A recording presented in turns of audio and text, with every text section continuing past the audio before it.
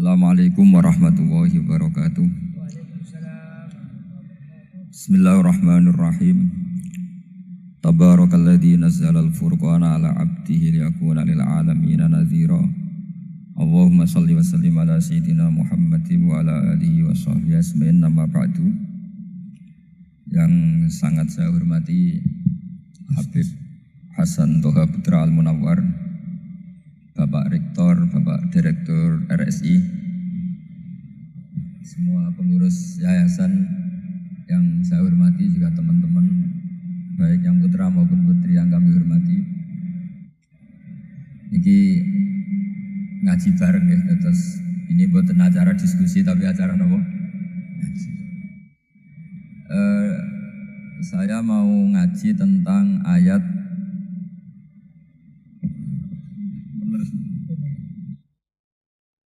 Qul bi fadlillahi wa bi rahmatihi fabidzalika falyafrahu. Ajarkan Muhammad atau katakan Muhammad pada umatmu, sebaiknya atau seharusnya mereka hanya gembira dengan melihat fadlnya Allah dan rahmatnya Allah. Ini harus kita pahami mulai dari konstruksi yang paling pokok, yaitu akidah.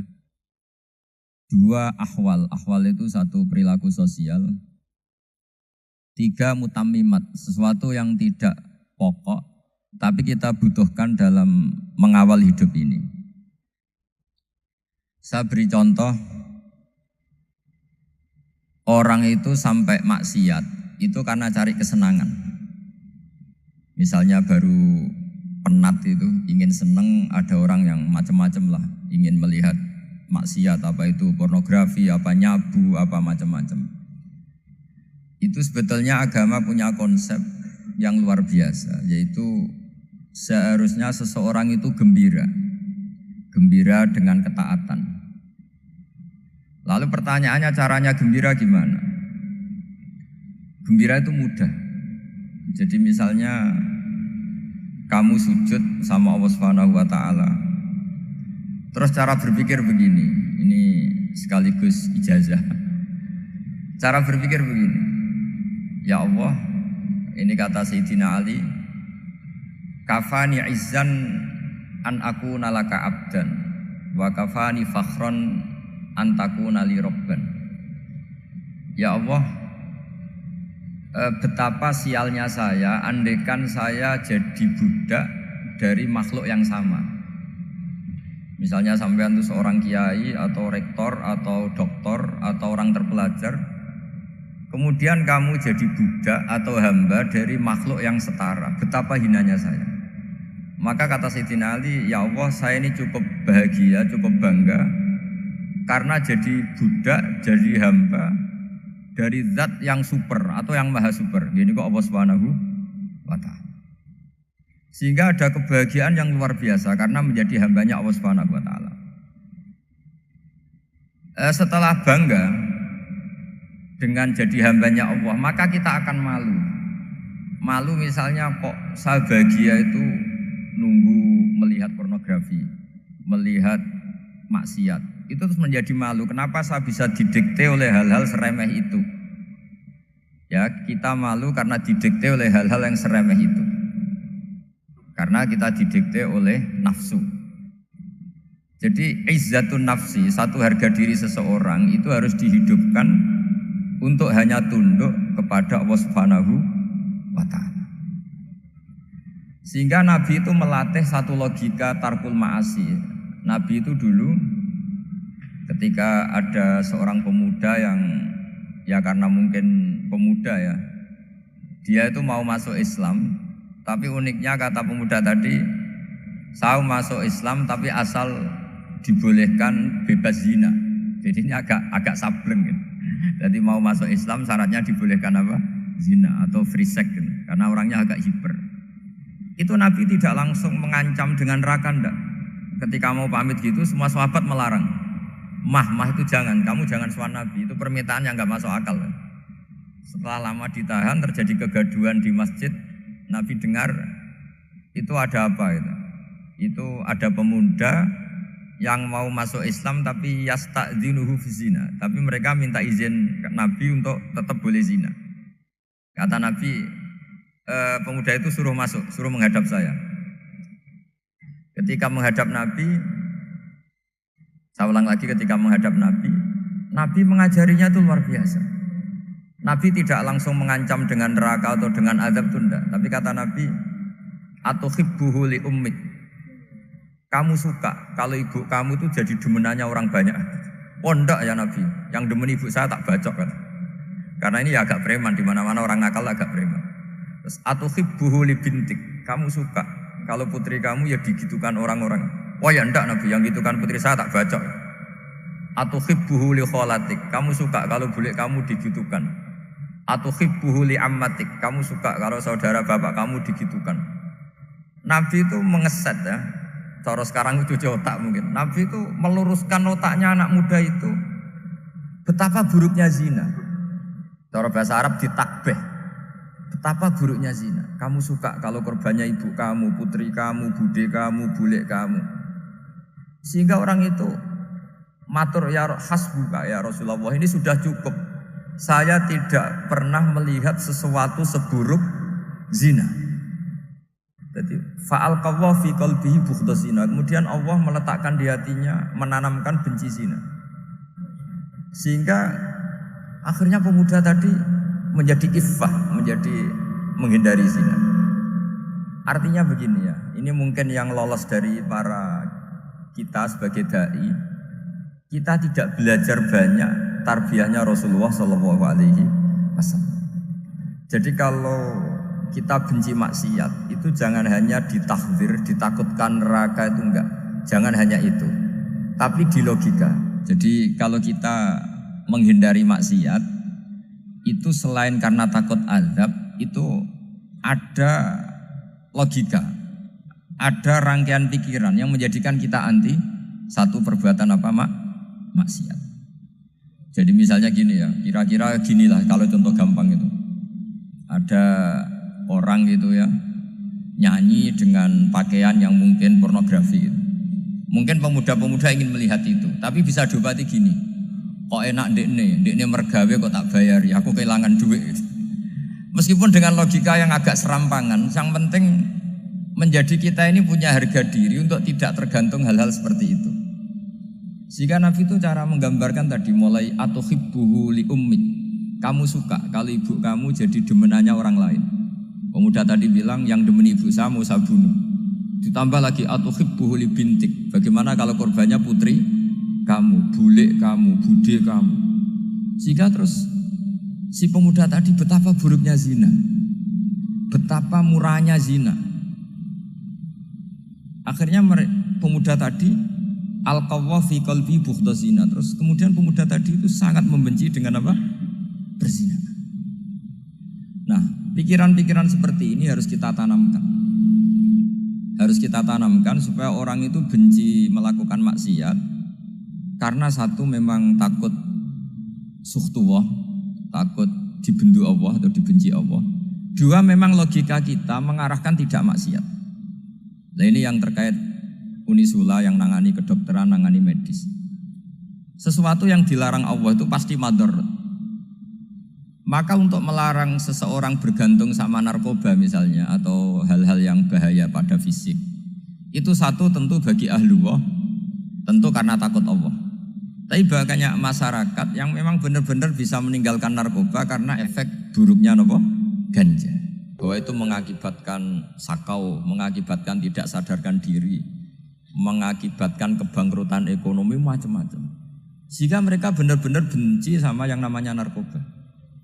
Jadi di antara manhajul Quran itu kalau mentakbih, memburuk-burukkan maksiat itu mesti dikritik innahu kana fahisyah. Innahu kana fahisyata wa makta wa sa'a sabila. Innahu kana fahisyata wa sa'a sabila. Diulang beberapa kali. Sehingga dibutuhkan kecakapan untuk menganggap satu hal yang buruk itu fahisyah, sesuatu yang enggak rasional, sesuatu yang tidak positif, sesuatu yang pasti berdampak negatif. Sehingga kalau misalnya tadi dibacakan oleh qari kuntum khaira ummatin ukhrijat linnasi ta'muruna bil ma'ruf wa tanhauna 'anil munkar. Untuk berhenti dari kemungkaran itu satu takbihun litilkal mungkar atau litilkal mungkarat, bahwa mungkarat itu kita cap, kita stigmasi bahwa itu buruk sekali. Seperti Nabi mengajarkan pemuda tadi, masa kamu suka ibu kamu digitukin lelaki lain, putri kamu, bule kamu, bude kamu, sehingga orang ini pikirannya termindset betapa buruknya zina. Sama seperti kita sukses memindset betapa buruknya narkoba, betapa buruknya bahan-bahan terlarang.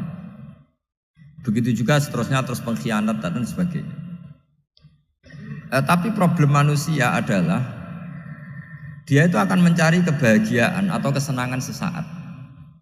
Maka caranya gimana? Keinginan senang lewat maksiat ini dilawan dengan nyaman dengan taat. Saya ulang lagi, nyaman dengan taat. Sehingga ulama dulu punya kalimatul munajat, artinya kalimat hubungan pribadi sama Allah yang menjadikan orang itu nyaman. Dan ini yang diajarkan kitab-kitab tasawuf. Kitab tasawuf itu sukses mengajarkan melihat alam raya ini semuanya nyaman, termasuk yang mengecewakan. Itu dianggap nyaman. Saya berkali-kali mengajarkan ilmu ini karena ini musalsal ila Rasulillah SAW. Itu pernah suatu saat Imam Ahmad itu dipanggil sama tetangganya, anak muda. Tentu Imam Ahmad ini orang yang sangat soleh, sangat waroi, sangat tunduk sama perintahnya Allah dan Rasul. Pemuda tadi manggil, ya Ahmad, datang ke rumah saya. Imam Ahmad datang. Setelah sampai ke pemuda tadi, sudah pulang lagi, saya tidak butuh kamu. Pulang lagi. Setelah sampai rumah dipanggil lagi, ya Ahmad, datang lagi. Datang lagi. Oh, saya tidak jadi butuh, pulang lagi. Sampai 3 kali. Dan itu perangai ekspresi Imam Ahmad itu atau ulama lain yang sesoleh beliau itu nyaman, indah. Beliau tetap senyum-senyum, nyaman itu. Beliau tidak tersinggung, tidak terprovokasi, pokoknya tidak tersinggung, kelihatan nyaman. Lama-lama pemuda ini terus tanya, ya Ahmad, kamu saya perlakukan seperti ini kok tidak tersinggung? Kamu senyum-senyum saja, happy-happy saja. Jawabnya Imam Ahmad itu unik. Wahai pemuda, saya kamu panggil itu senang sekali. Karena kata Nabi, kalau kamu iman dengan Allah dan Rasul, maka hormatilah tetangga. Jadi saya senang. Karena nuruti perintah Allah untuk menghormati tetangga. Jadi tidak ada urusannya dengan kamu. Kagetnya kayak apa? Jadi dipanggil tetangga ya senang karena melakukan perintahnya Allah dan Rasul, yaitu ikramul jar, fal yukrim jaroh. Disuruh pulang, kamu ingin saya pulang, ya saya pulang. Disuruh datang, ya saya datang. Jadi saya tidak tersinggung, saya tidak ada urusan dengan kamu. Urusan saya dengan Allah Subhanahu wa Ta'ala. Itu kalau bapak-bapak istrinya ngomel terus sabar itu ya bagus. Saya tidak punya urusan. Kalau kamu terprovokasi oleh istri, berarti kamu didikte oleh makhluk. Masa seorang rektor didikte makhluk? Kan tidak keren. Apalagi seorang habib didikte makhluk, kan tidak keren.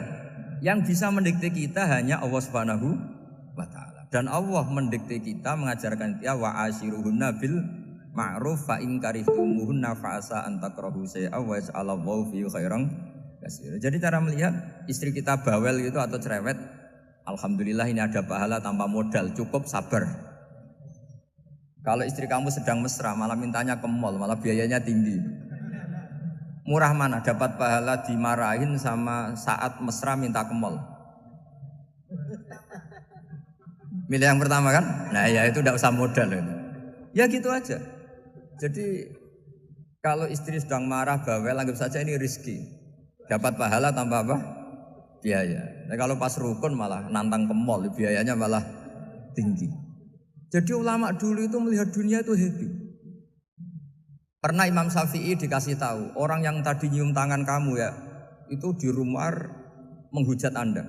Jadi dia sopan hanya di depan Anda, kalau di luar menghujat Anda. Jawabnya Imam Syafi'i lucu. Ya baguslah. Yang cerita ini kaget. Kenapa bagus ya Aba Abdillah? Kalau manggil Imam Syafi'i ya Aba Abdillah. Ya berarti saya masih wibawa, di depan saya tidak berani katanya. Jadi dipandang enteng saja. Jadi kalau kamu di depan kamu istri kamu tidak berani belanja, tidak ada kamu belanja banyak, anggap saja Anda wibawa. Jadi enteng saja. Pernah Imam Syafi'i dikasih tahu, separuh dari kampung Anda itu gak suka kamu. Ya bagus lah. Kenapa? Oh nak ra rukun malah ra bakal utang katanya gitu. Kira-kira yang utang tuh yang rukun apa yang neng-nengan? Yang rukun. Jadi enteng saja. Masyhur itu makalahnya Imam Syafi'i.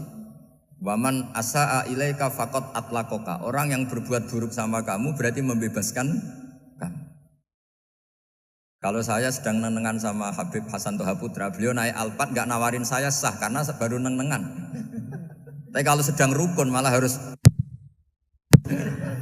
repot mana? Rukun sama ndak rukun? Repot rukun sebetulnya. Jadi Imam Syafi'i itu happy saja. Kalau sedang rukun sama tetangga ya dianggap rukun itu satu kenikmatan.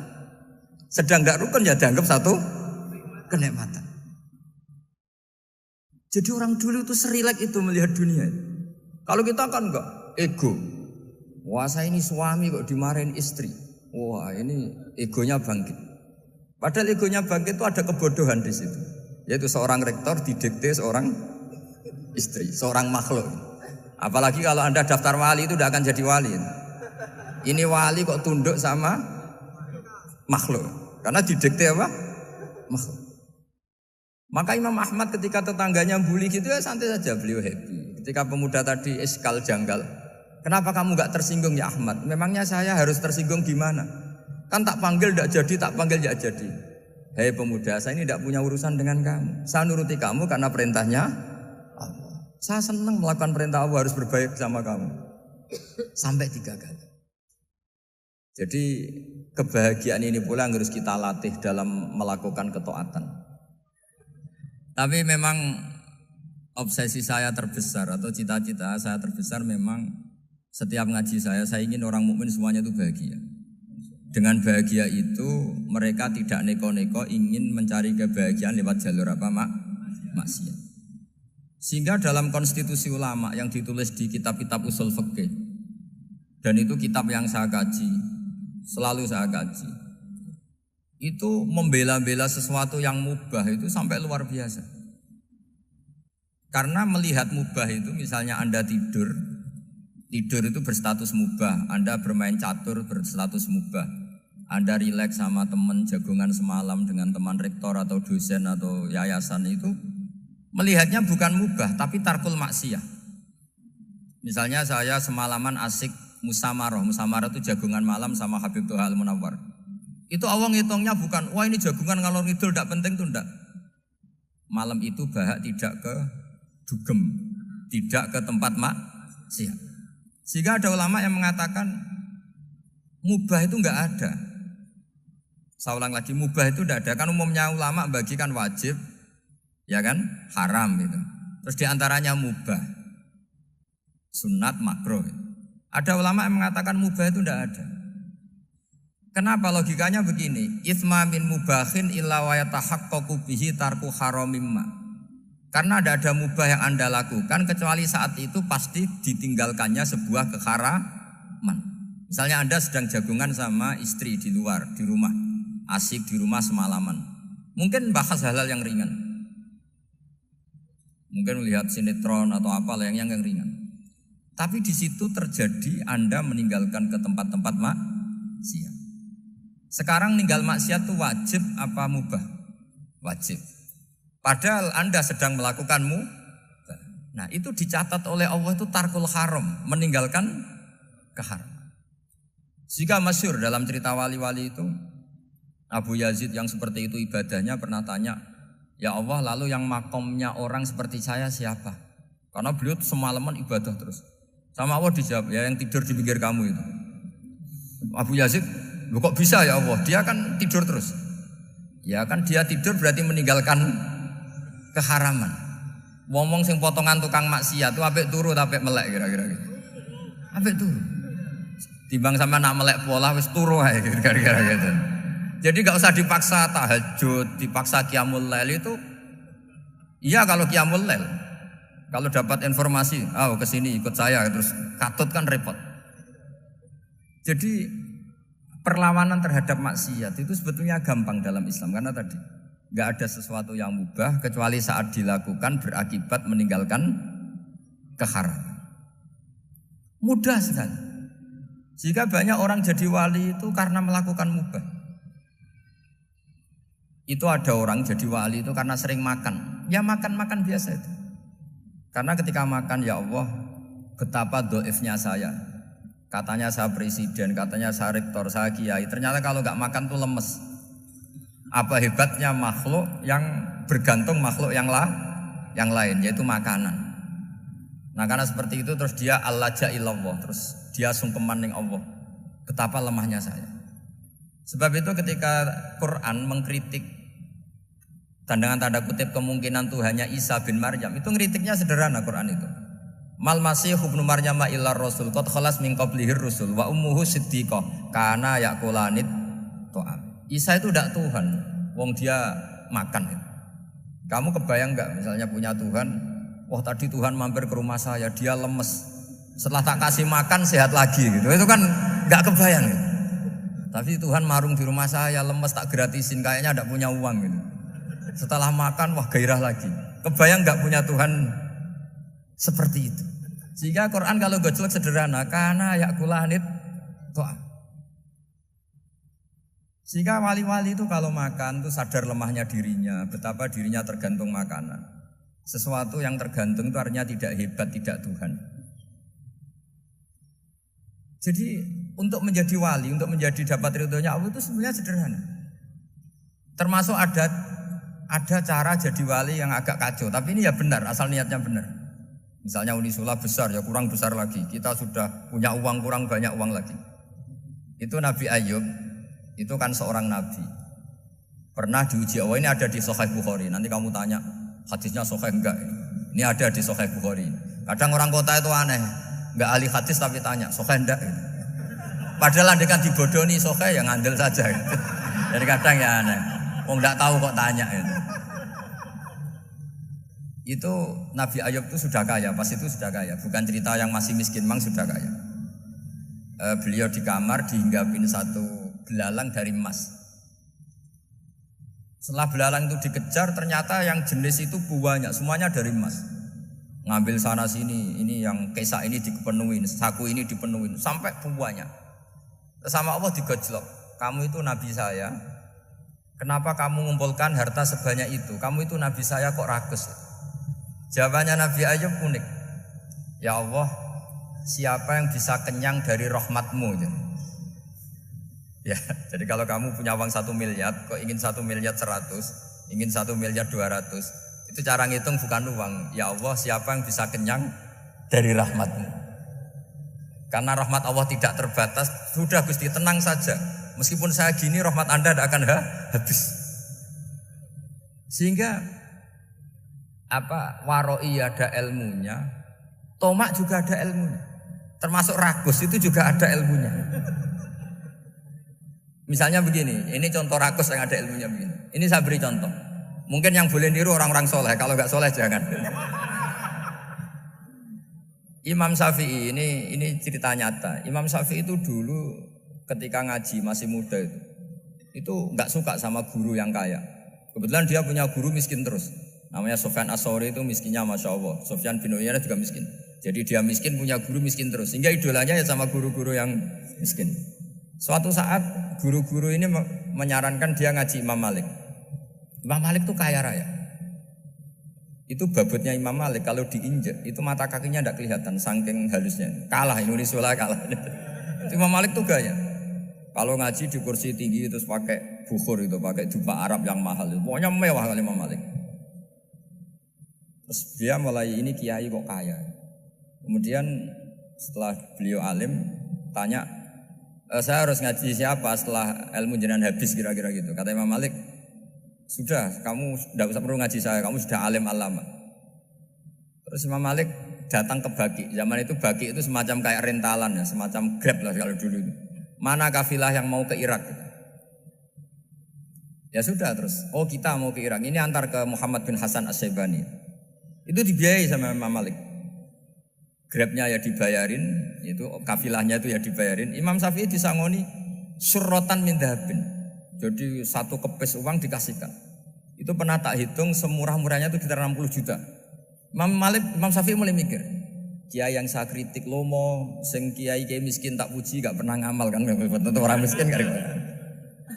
Setelah datang ke Muhammad bin Hasan Asy-Syaibani, beliau itu pakar usul fikih, muridnya Abu Hanifah. Beliau al-usuli, pakar usul fikih. Itu Muhammad bin Hasan Asy-Syaibani itu kalau ngitung emas, itu di ruang tamu.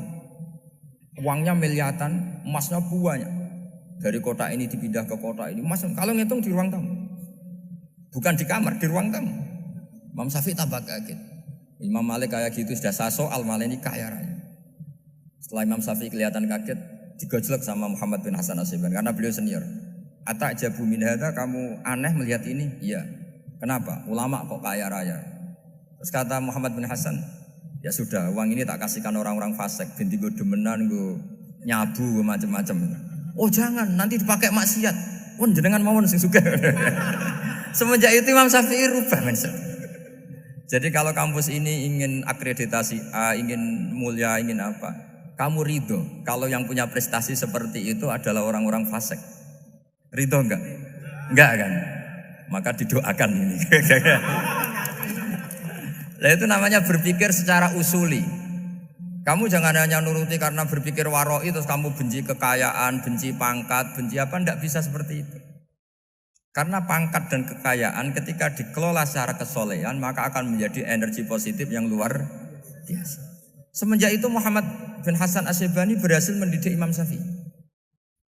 Sampai akhirnya keterusan Imam Syafi'i berpendapat kalau orang Islam bisa bikin rumah tingkat kok punya rumah reok itu haram. Akhirnya keterusan. Kalau bisa jadi bupati kok jadi ketua RT juga haram. Karena al-Islam ya'lu wala yu'la alaih. Islam itu luhur bukan bisa diluhurin. Sehingga rata-rata orang Syafi'iyah termasuk kiai-kiai Indonesia itu rata-rata ya agak-agak politikus. Ya agak-agak kedonyan, mungkin sebagian yang kedonyan tenan gitu.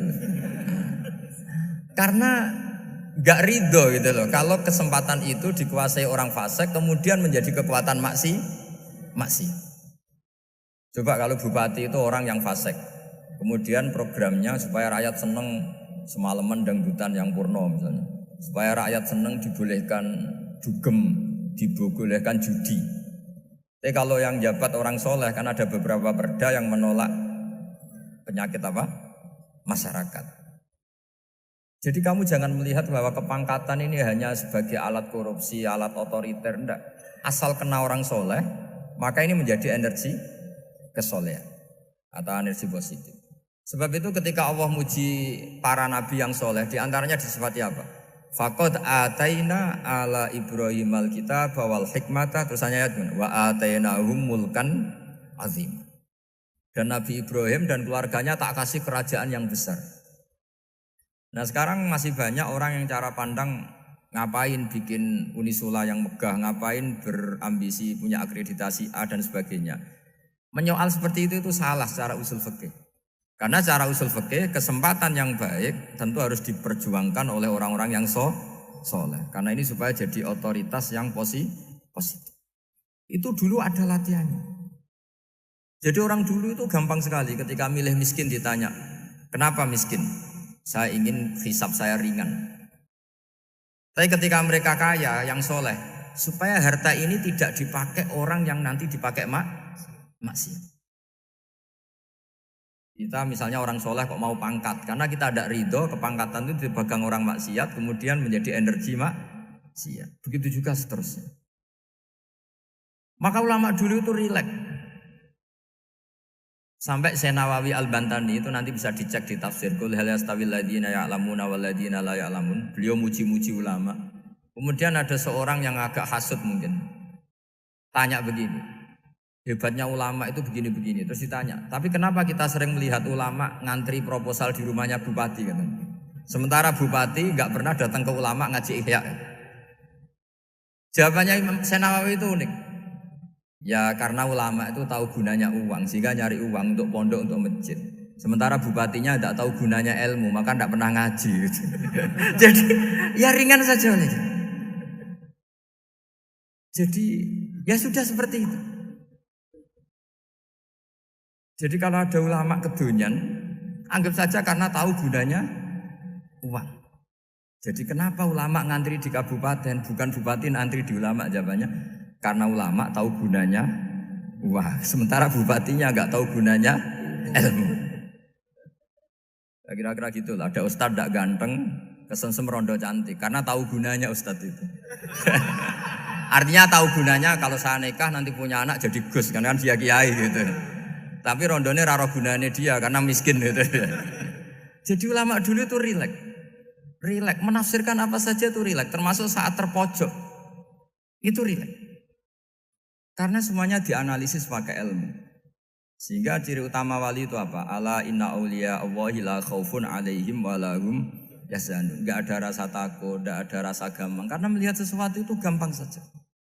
Saya ulang lagi, melihat sesuatu itu gampang saja, ringan. Saya beri contoh ya, betapa pentingnya mindset ya, cara berpikir. Orang itu menjadi kikir itu karena nganggap hidup itu lama dan uang itu penting. Kalau zaman Nabi itu sederhana kalau melihat hidup. Pernah suatu saat Nabi itu punya jatah makan. Karena Nabi itu hidupnya juga pas-pasan. Jadi Nabi itu unik. Beliau di satu sisi kaya raya, bisa ngurmat Abu Hurairah, Ammar, Suhaib. Ashabu Sufa itu dirawat Nabi semua. Itu kan kaya, bisa ngerawat sekian orang. Tapi di sisi yang lain untuk pribadinya beliau miskin. Kadang nggak bisa makan hari itu. Tapi di saat yang sama bisa merawat Ahlus Sufa. Jadi keliru kalau orang hanya cerita Nabi itu miskin, untuk makan dirinya aja susah. Itu keliru. Kelirunya kalau tidak diteruskan, tapi Nabi mampu menghidupi ahli sufa. Singkat cerita jatah makannya Nabi itu dikasihkan orang ketika Nabi tanya, ya Aisyah, makanan jatah saya di mana? Oh ya Rasulullah, tadi ada orang minta tak kasihkan, maka makanan itu habis.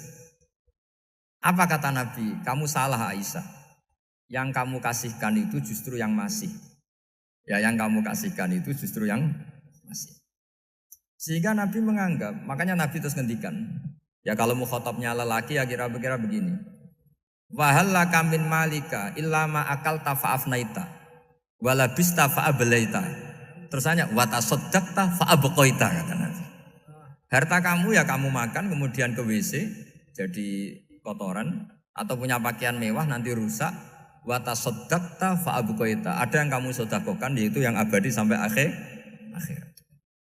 Sehingga banyak pengusaha yang mencintai saya setelah tak ajari hadis itu, misalnya punya uang 1 miliar karena dia spekulan atau pedagang rawan bangkrut, disedekahkan ke masjid 50 juta, yaitu yang abadi. Jadi kalau suatu saat bangkrut, dia masih punya uang 50 juta di akhirat. Jadi Nabi itu mengajari sedekah itu apa? Ya sedekah itu pengabadian uang. Kalau kita kan enggak, bilang sedekah itu nguras uang. Itu pikirannya setan dan pikirannya orang Islam. Itu cara berpikir setan, bukan cara berpikir umat apa. Sehingga Sayyid Ali Zainal Abidin itu kalau ada orang minta, kemudian beliau ngasih, itu beliau bilang gini, marhaban biman hamala zadi ilal akhirah. Matur nuwun nggih jenengan sing beto sangu kula nate. Jadi dianggap teller saja. Orang yang minta uang beliau itu dianggap tukang nyatet bank ini. Karena sudah ditabungkan, ya sudah. Kalau kita kan enggak, wah pengemis tuh ganggu gini-gini.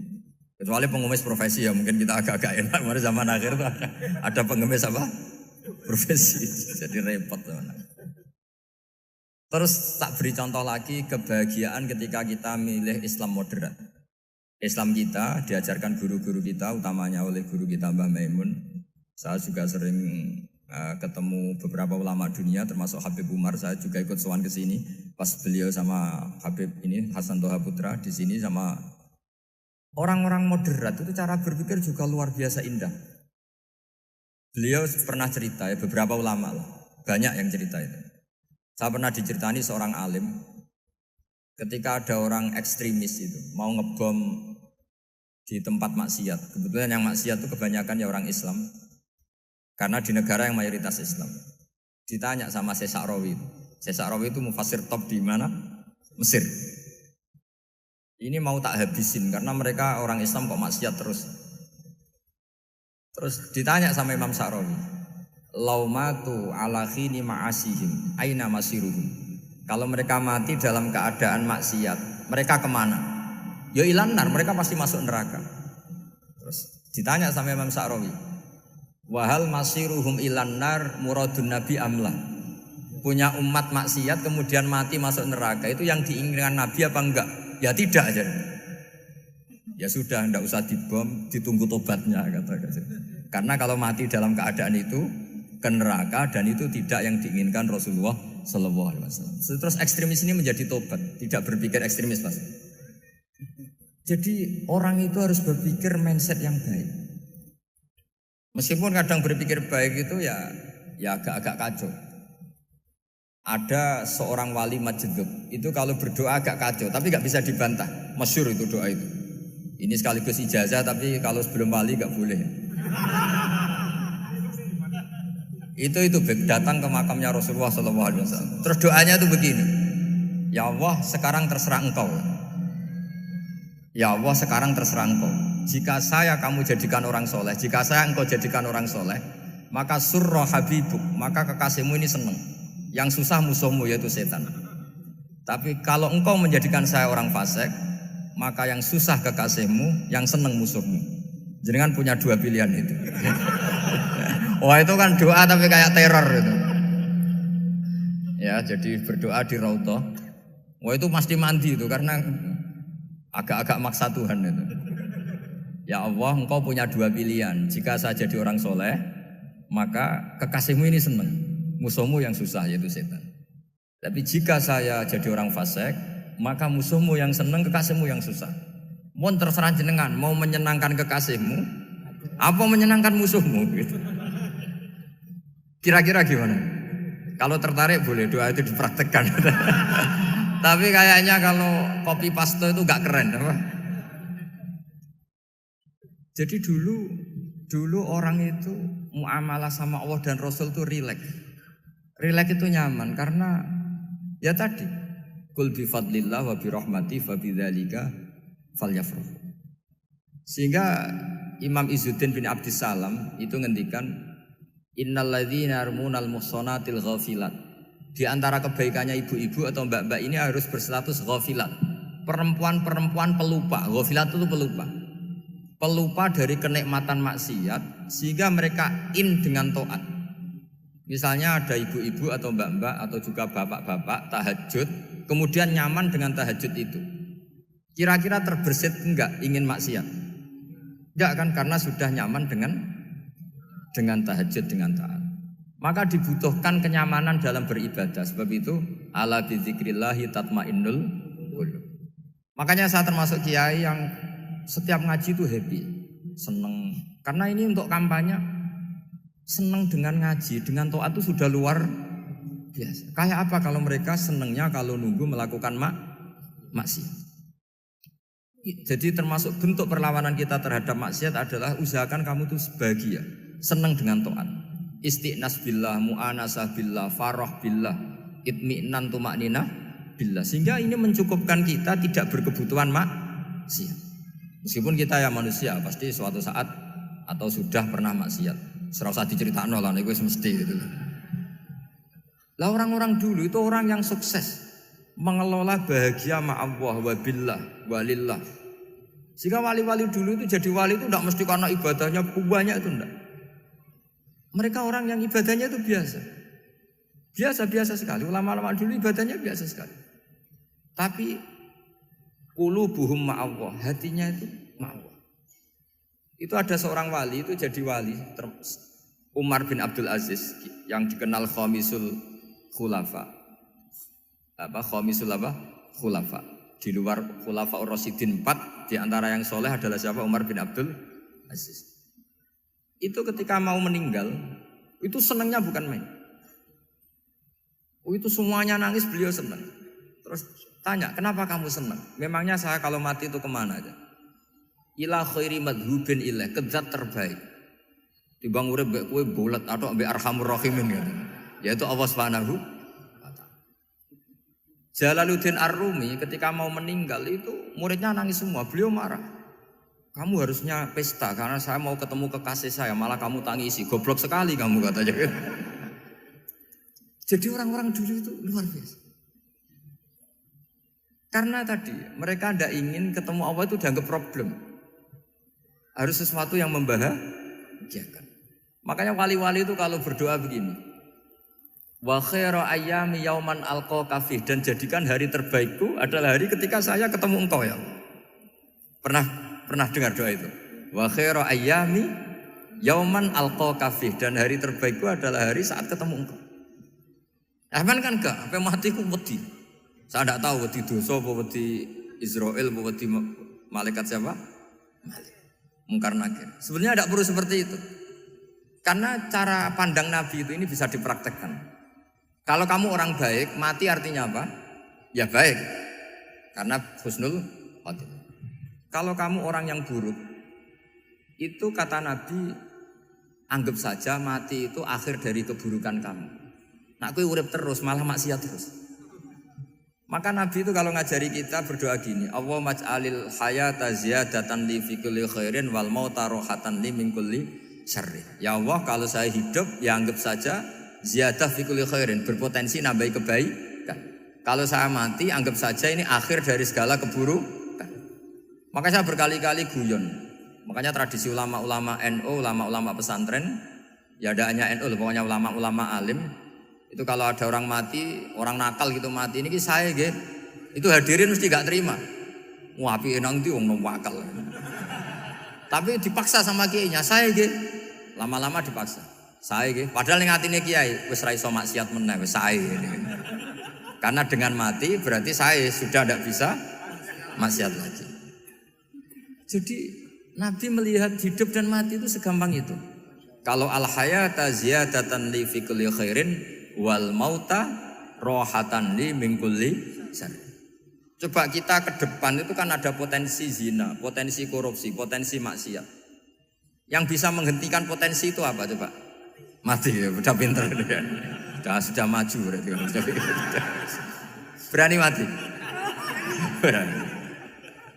Tapi jangan di sini ngel-ngelo panitia. Artinya yang selama ini kita risau dengan kematian, dengan apa? Nabi ngajari kita tadi. Allahumma ij'alil hayata ziyadatan li fi kulli khairin wal mauta rohatan li min kulli syarr. Ya Allah, jadikan hidup ini sebagai bekal menambah kebaikan, dan suatu saat kalau saya mati, semoga itu akhir dari segala keburukan. Jadi artinya Nabi itu ngajari kita itu positif terus. Sama seperti ulamanya tadi. Nak lagi rukun mbek tonggo ya sanggep ae kanca kaapian. Nak nenengan ben ra utang ngoten. Dadi pokoke penak terus itu. Nak bojo lagi ngamuk alhamdulillah gak ngajak blonjo. Nak pas rukun ya alhamdulillah kok lagi rukun. Jadi gampang semua. Makanya ada seorang alim itu ngendikan begini, ada yang tanya. Saya tuh dulu ketika kaya, teman saya sering main ke saya. Setelah saya miskin gak ada teman-teman yang ke saya. Dikira si Habib ini kebetulan orangnya Habib itu mendukung keluhan dia. Ternyata enggak. Si orang alim itu bilang gini, malah bagus toh gitu. Kowe wis melarat buruhe wong. Ya sudah kamu miskin buruhnya orang lain. Misalnya tukang manol di pasar atau tukang becak. Kemudian teman-teman kamu datang, malah kamu malu tuh jadi tontonan. Bagus kalau mereka lupa, pas kamu miskin tidak ada yang lihat kata. Jadi apa ya, dianggap enteng saja gitu. Akhirnya orang ini nggak jadi ngeluh. Selama ini kan kita ngeluh ya, ketika miskin teman-teman nggak datang. Coba kalau mereka datang pas kamu buruh bikin foto di orang lain, mantan bos buruh, malu nggak? Milih datang apa enggak? Enggak lah, sudah bener itu. Jadi ulama dulu itu makanya sering baca biar tahu solusi hidup. Jadi ulama dulu tuh gampang sekali melihat kehidupan itu, gampang sekali, indah, gampang. Sekarang tuh enggak. Orang itu cara berpikir nuruti nafsu, itu yang bahaya. Makanya Quran kritik ara'aita man ittakhadha ilahahu hawa. Orang yang cara berpikir itu nuruti hawa nafsu. Kalau zaman Nabi, zaman sahabat, zaman ulama itu enggak seperti itu. Sehingga cara berpikir itu mudah. Makanya kata Nabi, absyiru ya ma'sarul muslimin, kata. Kamu harus senang ya ma'sarul muslimin. Allah sekarang buka pintu langit yang sebelumnya enggak pernah dibuka. Dan Allah yubahi bikum malaikata, dan Allah membanggakan kamu kepada para malaikatnya. Kenapa? Umatnya Muhammad, umatnya Rasulullah Muhammad SAW, itu kalau sampean kepingin mati setiap saat itu baik, itu resepnya gampang kata Nabi. Addu faridotan wantadzoru ukhra. Jadi Allah memberitahu, ya Muhammad umatmu ini luar biasa. Jadi misalnya tadi kita sholat subuh, ditanya, Bahak kamu sekarang ngapain? Nunggu sholat duhur ya. Setelah sholat duhur ditanya lagi nunggu apa asar. Sehingga faman kanat hijratuhu ila Allah wa rasulih fa hijratuhu ila Allahi. Jadi kalau ya sudah ini tak ijazahkan. Kalau setelah sholat subuh nunggu apa? Duhur. Setelah duhur nunggu. Sehingga ketika kita mati itu statusnya penunggu sholat. Tapi kamu kan enggak miskin, kenapa? Penunggu kaya. Ya itu enggak masuk surga itu. Penunggu kemapanan. Berarti kan menunggu sesuatu yang seleranya nafsu. Beda kalau penunggu sholat. Berarti kamu di dunia menunggu ritual ibadah. Maka di antara ijazahnya Nabi apa? Addu faridotan wantazoru ukhra. Melakukan satu fardu. Kemudian kita menunggu tugas berikutnya. Jadi niati saja setelah subuh nunggu apa? Duhur. Setelah duhur, meskipun kita di perapatan, apa? Nunggu asar. Tapi ya asar betul, jangan nunggu tok pas asar ndak. Jadi sebetulnya umat ini gampang sekali. Jadi di antara kebanggaan Allah, yubahi itu Allah bangga dengan malaikatnya adalah umat ini adalah addu faridotan wantazoru ukhra. Melakukan satu fardu, kemudian menunggu fardu yang lain. Dari mengkhidmati kampus, ingin mengkhidmati masyarakat, dari satu masyarakat lokal Semarang menjadi sampai sekarang sampai Banjarmasin, Unisula mau bikin kampus di sana terus gitu. Dari satu tugas ke tugas yang lain. Makanya Islam diajarkan setelah satu tugas selesai, faida faruh tafan sok. Jadi sehingga hidup kita itu dinamis. Dari satu kebaikan menunggu kebaikan lain, dari satu kebaikan menunggu. Sehingga hidup kita ngapain? Nunggu satu kebaikan. Ini sudah masuk faman kanat hijratuhu ila Allah wa rasulih fa hijratuhu ila Allahi wa rasulih. Sehingga bayangkan kalau kita direkam Allah, Gusti kula ampun mati nak dereng sugih. Wis melarat puluhan tahun, sakit, nunggu sesuatu sing sifatnya nafsu, kepengin sugih. Sugih tok aja cukup. Tahu buruhno wong sing tahu ngenyek ndekne lho, itu kan urung-urung wis dendam. Saya belum mau mati sebelum kaya dan buruhkan orang yang pernah melecehkan saya. Wis ngono akhirnya mati rong sugih. Berarti wis fakir matine hasud. Mau itu ngenes dunia akhirat kan kira-kira seperti itu. Kamu santai aja kalau fakir berarti meringankan hisab karena ada banyak harta. Yang mau dihisab papanya enggak punya apa-apa. Jadi saya mohon sekali ya, Islam itu mengawal kebahagiaan. Sebab itu sampai bahagia itu menjadi perintah Islam, qul bi fadlillah wa bi rahmati fa bidzalika falyafrahu. Karena dengan bahagia bitaat diharapkan orang Islam itu tidak bahagia atau cari kesenangan lewat jalur apa maksiat. Sehingga ciri utama wali apa? Ala inna auliya Allahi la khaufun alaihim wa lahum yahzanun. Sehingga ulama dulu itu rileks-rileksnya. Termasuk yang saya ceritakan tadi, Imam Ahmad, Imam Syafi'i, itu melihat apa saja rileks. Ya tadi kalau disenangi orang ya barokah, punya kawan kebaikan. Nak dineng ya barokah dineng di gedingi tonggo rada utang, ngeranjuk tulung gitu. Jadi rileks saja. Masyhur itu Imam Syafi'i ngendikan, waman asaa ilaika faqad atlaqaka. Orang yang berbuat buruk sama kamu, hakikatnya adalah membebaskan kamu. Atlaqo itu apa? Membebaskan. Enak gak jadi hidup gitu? Kalau kamu kan enggak, kok gedeng aku salahku apa? Malah kamu ujub tuh, orang kok gak tahu salahnya. Kamu jadi suami, istrinya ngomel, kurang apa saya sebagai suami? Ya kurang banyak, enggak ganteng, enggak kaya, enggak ini. Malah kalau diterangkan malah parah toh. Ya sudah rileks saja, kalau dia ngomel ya tadi, alhamdulillah dapat pahala tanpa apa? Biaya. Terus ngomel kan butuh energi, paling yang enggak kuat 3 jam. Nanti juga berhenti apa? Sendiri. Terus ambil nilai positifnya, misalnya ngomel sama suaminya, bagus lah. Kalau ngomel sama tetangga malah kayak apa gitu aja udah. Jadi ulama dulu itu gampang sekali melihat hidup. Rasulullah ya gitu, melihat hidup tuh gampang saja. Ketika tanya, ya Aisyah apa ada sarapan? Tidak ada ya Rasulullah, ya sudah saya tak puasa. Jadi enteng saja. Kadang-kadang beliau ingin puasa, ya puasa sunat, ada sarapan gak jadi puasa. Rileks. Nabi itu rileks. Kalau ngajari kebaikan juga rileks. Nah sekarang itu banyak orang yang karena mungkin kurang baca, Islam itu kayak menjadi aturan yang bengis, yang repot, yang mengekang. Itu tidak seperti itu. Yuridu wa bikumul yusra wala yuridu bikumul usra. Allah menghendaki agama ini mudah. Sehingga ada sahabat di Imami Mu'ad itu baca Baqarah. Sahabat ini pekerja petani, mufarokoh ditinggal. Ketika Mu'ad lapor, ya Rasulullah ini ada orang munafik, tengah-tengah sholat mufarokoh saya ditinggal. Yang disalahin itu tidak yang ninggal tapi Mu'ad. Afattanun anta ya Mu'ad, kami itu tukang fitnah. Masa ngimami petani pakai surat Baqarah? Jadi yang disalahkan ini imamnya. Kalau kamu jadi imam, sholatnya ya yang cepat. Makanya terus banyak orang kecepatan karena tadi. Jadi Nabi itu enteng sekali.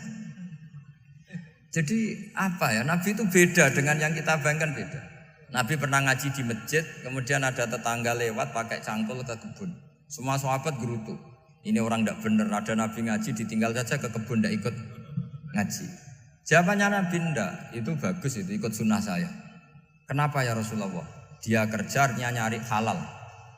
Dan untuk menghidupi keluarganya itu juga ajaran saya. Sehingga yang ngaji ya ajarannya Nabi, yang enggak ngaji karena kerja mencukupi keluarga juga ajarannya Nabi. Segampang itu. Oh, kalau kayaknya kamu kan, wes roh akhlak kan gitu.